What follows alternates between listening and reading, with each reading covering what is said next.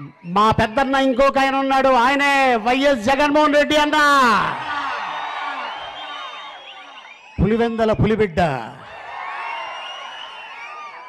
ఆయన ఒకటే మాట అన్నాడు, అలీ పల్నాడు ఏరియాలో మన ఎస్సీ సోదరులు, మన బీసీ సోదరులు, మన ఎస్టీ సోదరులు, మన మైనార్టీ సోదరులు అందరూ ఉన్నారు. వాళ్ళ కోసం నువ్వు వెళ్ళాలి, నా కోసం నువ్వు వెళ్ళాలి, నా ఎమ్మెల్యేల కోసం నువ్వు వెళ్ళాలి అన్నా. తప్పకుండా వెళ్తా. ఎందుకంటే అమరావతి అంటే నేను ఈ ఊర్లో చైల్డ్ ఆర్టిస్ట్గా జూ లకటక అని ఒక సినిమా షూటింగ్ చేశారు. ఇక్కడ మీ అందరికి తెలిసే ఉంటుంది. విజయబాబు రెడ్డి గారు దర్శకత్వంలో, రాజేంద్ర ప్రసాద్ అన్న హీరోగా. అప్పుడు నేను చైల్డ్ ఆర్టిస్టు. ఈ ఊరు వచ్చిన తర్వాత ఒక చెరువు దగ్గరికి తీసుకెళ్ళాడు ఒక ఫ్రెండ్ పొద్దున్నే.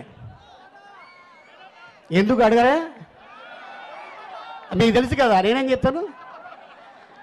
అది చాలా బాగుంది. నేను ఎందుకంటే నేను అప్పుడు చెన్నైలో ఉండేవాడిని. మాది రాజమండ్రి అయినా నాకు గోదావరి అంటే చాలా ఇష్టం, ప్రేమ, అభిమానం. నేను ఎక్కడికి వెళ్ళినా కూడా చాలా గొప్పగా చెప్పుకుంటా, ఆంధ్రప్రదేశ్ బిడ్డని నేను చాలా గొప్పగా చెప్పుకుంటా. కానీ నేను తక్కువ చదువుకున్నా కూడా 6 భాషలు చాలా అనర్గళంగా మాట్లాడగలను. తెలుగు, తమిళ్, హిందీ, మలయాళం, కన్నడ, ఇంగ్లీష్. మరి ఎలాగ ఇవన్నీ నేర్చుకున్నావు అంటే, ఇలాంటి గొప్పోళ్ళు మాట్లాడటం వల్ల వీళ్ళు ఏం మాట్లాడుకుంటున్నారో తెలుసుకొని నేర్చుకున్నాను.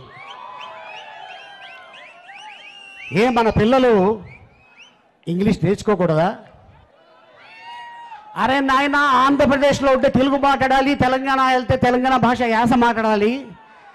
మనం తమిళనాడు వెళ్తే తెలుగు మాట్లాడుతుంటాడు, మొహంలో మొహం పెట్టి చూస్తుంటాడు, ఏం మాట్లాడుతున్నాడు రా ఈడని. మన అక్కడ తమిళ మాట్లాడితే, ఓహో ఈడు మనోడే, ఏంటి శంకర్రావు గారు ఇల్లా, ఇప్పుడు పో, అంద పక్కం పో, అంద వీడుదా శంకర్ వీడు అంటుంటారు. మరి కర్ణాటక వెళ్తాం అన్న, హెల్దీ ఇంది అడ్రస్ అంటే అప్పుడు వాళ్ళు చెప్తారు. అదే బాంబే వెళ్ళామనుకోండి, భైసాబ్ ఈ అడ్రస్ కిదర్ హే అలే. మరి ఇక్కడ ఫ్లైట్ ఎక్కాం, అమెరికాలో దిగాం, అక్కడ తెలుగు మాట్లాడితే నడుస్తుందా? నడవదు. ఏం నడుస్తుంది అక్కడ? ఇంగ్లీష్ నడుస్తుంది. సో మన పిల్లలు ఎప్పుడు కూడా, నేను చాలాసార్లు అడుగుతుంటాను, మీ అబ్బాయి ఏం చేస్తుంటాడండి? చాలా ఏరియాల్లో మా అబ్బాయి మెకానిక్, మా అబ్బాయి పంచర్లు వేసుకుంటాడు, మా అబ్బాయి టైలరింగ్ చేసుకుంటాడు, మా అబ్బాయి ఇంకేదో హోటల్లో పని చేసుకుంటున్నాడు. ఇక జీవితాంతం అంటే ప్రపంచం మారుతుంది, ఇంకా మనం కూడా మారకూడదా? సో అందుకోసం మా జగన్మోహన్ రెడ్డి గారు మన పిల్లలు కూడా ఇంగ్లీష్ నేర్చుకోవాలి, మంచి స్థాయిలో ఉండాలని చెప్పేసి ఆయన ఆలోచన. వైఎస్ రాజశేఖర రెడ్డి గారు ఉన్నప్పుడు మా నటుల్లో ఒకడికి ఒంట్లో బాగాలేకపోతే నేను వెళ్ళా, వాట్ హీరో ఏంటి ఇలా వచ్చావు అన్నారు.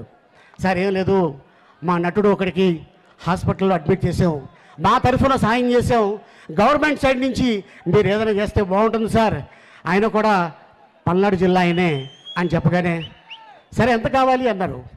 15 సంవత్సరాల క్రితం, అంటే 5 లక్షల రూపాయలు ఆయన ఇవ్వటం జరిగింది. ఆ వ్యక్తి ఎవడు? కళాకారుడు అని చూశాడు తప్ప వీడు మన పార్టీ వాడా అని ఎప్పుడూ చూడాల. That is YS Rajasekhara Reddy గారు. మళ్ళీ అదే దారిలో నడుస్తున్న వ్యక్తి మన జగన్మోహన్ రెడ్డి గారు. ఒక 5 నెలల క్రితం తిరుపతి వెళ్ళా.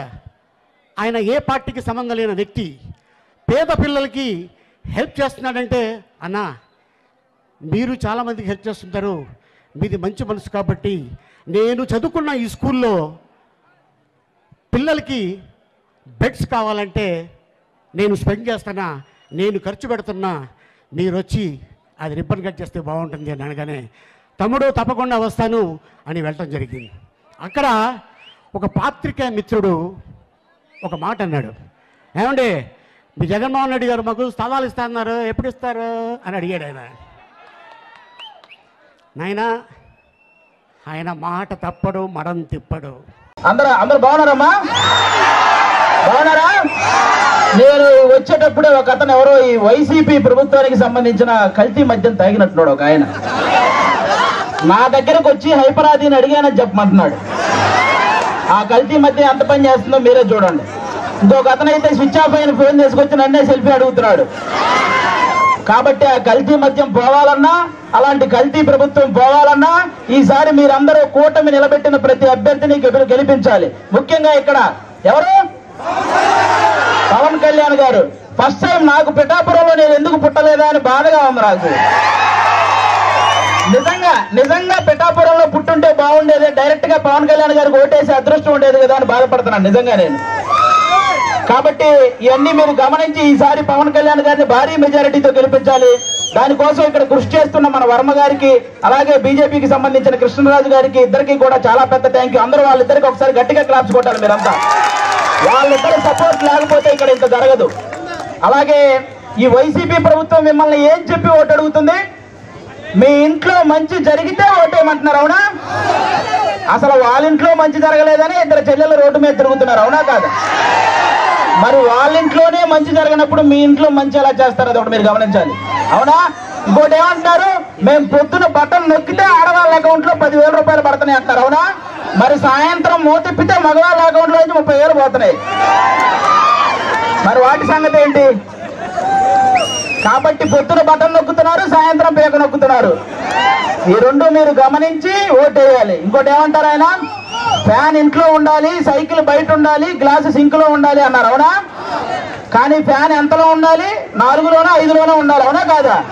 మీరే తెలియక లాస్ట్ టైం 151లో పెట్టారు, అందుకే కరెంటు బిల్లులు ఎక్కువైనాయి.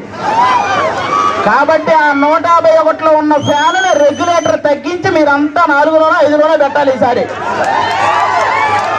అప్పుడే మనందరం హ్యాపీగా ఉంటాం, అవునా కాదా? ఇంకోటి ఏమంటారు ఆయన?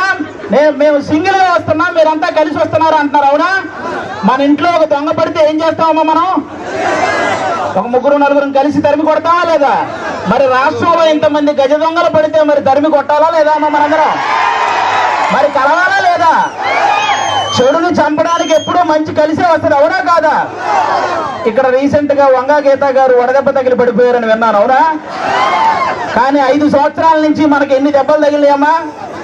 వడదెబ్బల కంటే పెద్ద దెబ్బలు తగిలినాయి. మీరు ఆలోచించాలి, ఈ రాబోయే 10 రోజుల్లో 151 మందికి ఎక్కడొకక్కడ వడదెబ్బ తగిలి పడిపోతూనే ఉంటారు. ఆ డ్రామాలు నమ్మకండి, ఎందుకంటే ఆ డ్రామాలకు మా శ్రీదేవి డ్రామా కంపెనీలో కూడా ఇన్ని డ్రామాలు చూడాలి. కాబట్టి ఇవన్నీ మీరు గమనించి ఈసారి గాజు గ్లాసు గుర్తు మీద ఓటేయాలి. వన్స్ బూత్ లోకి వెళ్ళిన తర్వాత 2 గాజు గ్లాసు మీద గుర్తితే ఫ్యాన్ ఎగిరిపోవాలి, అవునా? ఇది గుర్తు పెట్టుకుని అందరూ ఓటేయాలని కోరుకుంటున్నాం. జై జనసేన, జై టీడీపీ, జై బీజేపీ. అలాగే పిఠాపురంలో పవన్ కళ్యాణ్ గారి కోసం ప్రచారం చేయడానికి ఈరోజు పిఠాపురం రావడం జరిగిందండి. ఆల్రెడీ ఇక్కడ నాగబాబు గారు ఆల్రెడీ విస్తృతంగా ప్రచారం చేస్తున్నారు. ఆయనతో పాటు మేము కూడా ఈరోజు ఇక్కడ ప్రచారం చేయడం జరుగుతుంది. ఆల్మోస్ట్ మనం ఏ ఇంటికి వెళ్ళినా వాళ్ళు మనం అడగకుండానే వాళ్ళు పవన్ కళ్యాణ్ గారికి ఓటని చెప్పేస్తున్నారు అనమాట. అంత ఇదిగా ఇక్కడ జనాలు ఉన్నారు. ఖచ్చితంగా పిఠాపురంలో పవన్ కళ్యాణ్ గారికి 1,00,000కి పైగా మెజారిటీ వస్తుంది, అందులో ఏ డౌటు లేదు. అది June 4th ఆ రిజల్ట్ అందరూ చూడబోతున్నారు. ఆల్మోస్ట్ మేము ఈ మంత్ అయితే షూటింగ్స్ ఏం చేయట్లేదండి. మిగతా షూటింగ్స్ అన్ని ముందే కంప్లీట్ చేసేసాను.